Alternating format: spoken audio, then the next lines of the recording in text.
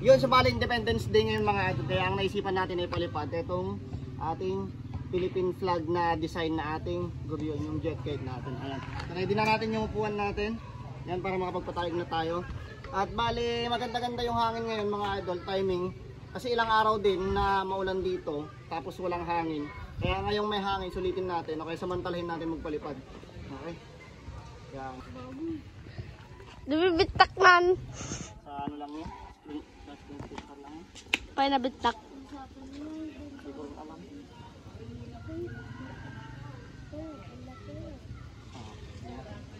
So, dalawa, tatlo lang. Pwede na to. Maganda yung hangin ah. Sana tuloy-tuloy. Init pa mga idol. Time check, alas 2 ng hapon. Okay, tanghali. Game. Sobrang solid kagabi. Ang inuwi sa mga natin. Independence Day.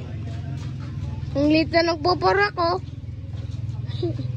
Laki ng ulaw. Sa kanya yung saranggola.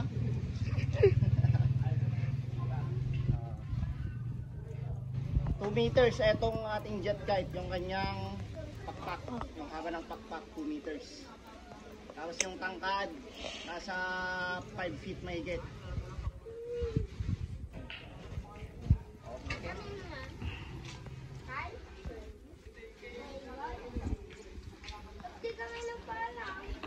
Hey! Idol! Uminom mo sige dito sa balkon mo.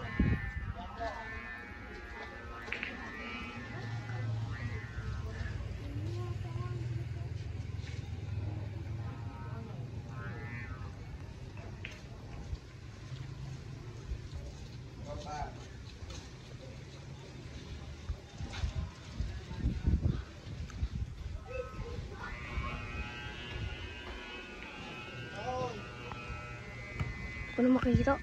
Bilis. Umangat agad. Hindi ko makikita. May lagto. Ayun na. Ito. Yan o. Umangat ka agad. One shot, one kill. Isang talang, 1 hit. Ito. Ganda ng hangin. Oh, kulang pa sa lulusyan kaya sumasayaw pa. At di pa gaano kalakasan yung hangin na tumatama. Ang kagandahan dito mga idol, itong jet kite natin, wala siyang kiling, kahit tignan yung parisukat wala siyang adjust. Ayan. Tapos kapag malakas yung hangin, mas lalong kumaganda yung lipado, kaya mas gusto niya yung magandang hangin. Kaya pambagyuhan. Ayan. Tama mo, lulusan pa natin. Ito mo sa pulunan.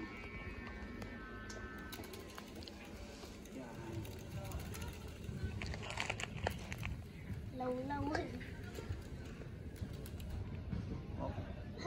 Angat. Kumaha ko ng awang kanina. Medyo na yung ano niya, yung sumba Hindi, niya. ang lakas. Ang tawag pala ng mga Ilocano, mga idol sa sumba ay ano, awang. 'Di ba? Ulitin ko ang Ilocano ng sumba, awang. Ayan. Yan. Medyo mina yung sumba niya kasi napalitan yung string, kasi yung dati niyang string mga idol nawala. Pero okay lang yan, at least tumutunog pa rin siya. Rinig pa din naman, oh, malakas pa din.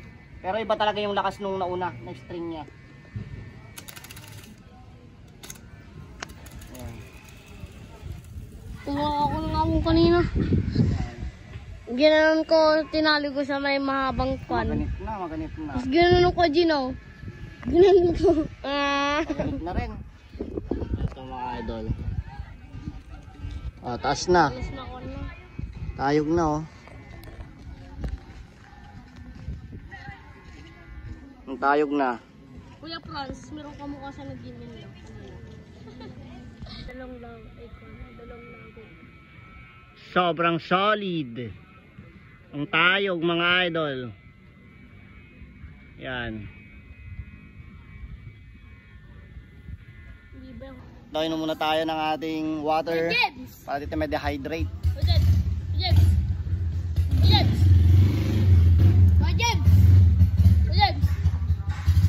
Sarap, lamig.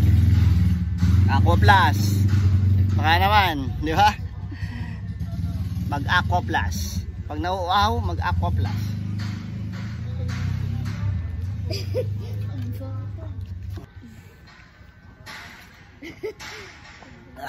Lamig. Refreshing.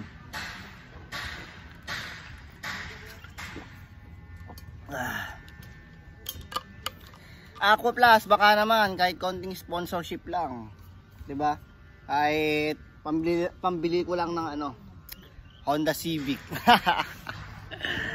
So bale, ito nga pala yung aking paliparan mga idol. Masikip lang siya. Ayan. Dito sa elementary, dito sa aming barangay rin lang mismo. Inamutan Elementary School, part siya ng Manawag. Kaya sa mga nagtatanong, tagasan ako, dito ako matatagpuan sa barangay Inamutan, Manawag, Pangasinan. Ayan, bali walang pasok yung mga bata, syempre bakasyon na mga idol. Ito, pwede na magpalipad dito. At yung haba o kaya yung distance ng pinaghahagisan, yung pinagtatalangan doon na part mga idol. Tapos dito sa pinaghahatakan ko, nasa lang siya, nasa 50 meters o kaya 60 meters lang yung layo.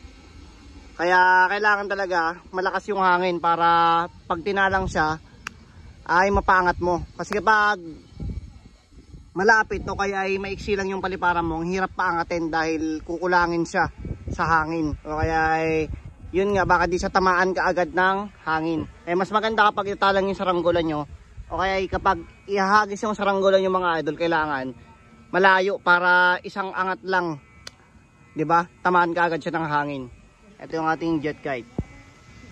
Yan, medyo malabo, hindi makapokus kasi hindi kasi natin nadala yung lens natin mga idol eh. Yan. Pinuntanin niya ng ulogon pa siyang tali pinunta ko doon. Jet kite natin mga idol, ang tingkad ng kulay. Ito maganda sa plastic na na nabibili sa Batangas o kaya sa Chaong, tsaka galing sa Laguna. Kasi sa Laguna nang galing to kay Boss K tsaka kay Joshua Palis, di ba? Shoutout ko sa mga idol kong yan na napakagaling, napaka-solid gumawa ng mga saranggola, di ba? Ito may Mountain Dew dito mga idol, oh. Yan, pwede siyang gawing Zumba. Yan. Bali may tutorial na ako nito 3 years ago na ata, matagal na.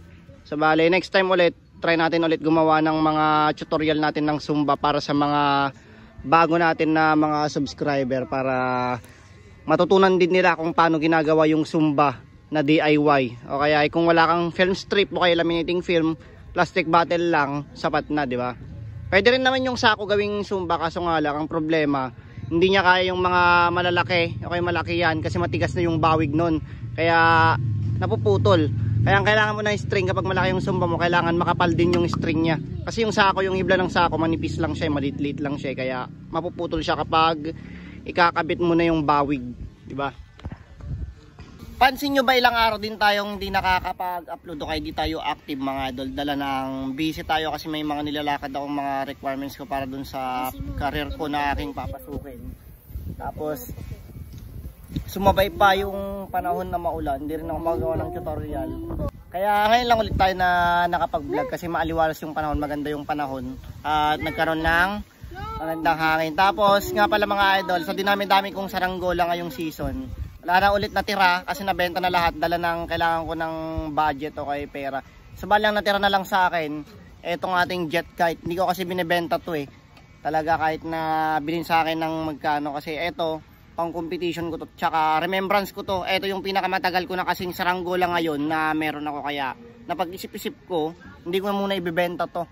Kumbaga eto na yung parang partner ko sa pagsasaranggola vlog mga idol. Okay, ayan. Bale, itong jet kit natin, kung natatandaan nyo, 2 years ago ko pa ginawa.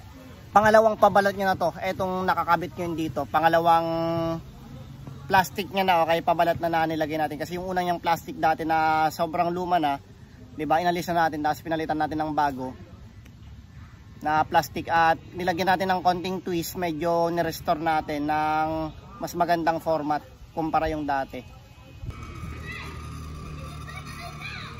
Nasipol na rin tansi niya. Yan, tapos nawawala kasi bugso-bugso yung hangin eh. Lalakas hihina, ganun. Yan. Yan. Lakas ng hangin, no?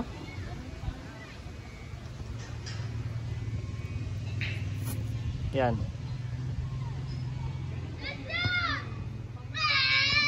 Nga pala mga idol, sa mga nagtatanong kung anong size etong tansikong to. Etong gamit ko dito sa 2 meters ko na Goryeo, no, kaya ay saranggola. Size 90 lbs. Okay? O kaya ay sa millimeter naman 130 millimeter.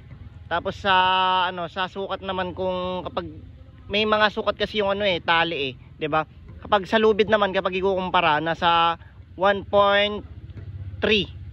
Yun yung pagkakalam ko. Di ko kasi masyadong kabisado yung sukat pagdating sa mga lubid Ang kabisado kong sukat yung millimeter tsaka yung lbs. Ayan. Straight. Yun. Yan na. Ibak mo tapos yan na ulit. Napokus na. So yun guys.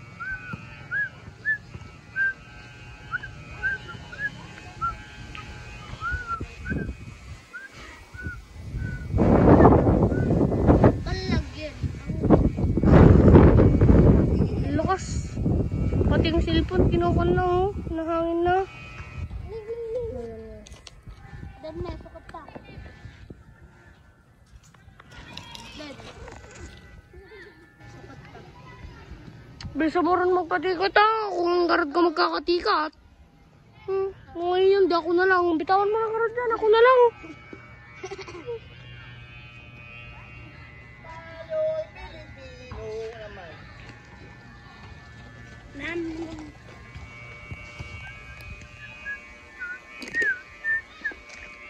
Yun ang pinakamataas na law. Tapos tumilipad pa rin na punta sa orda dito. Yung payong. May abang Yung dugong, pulat, pulat. Yung pulat. Ako lang magkakatikat guys.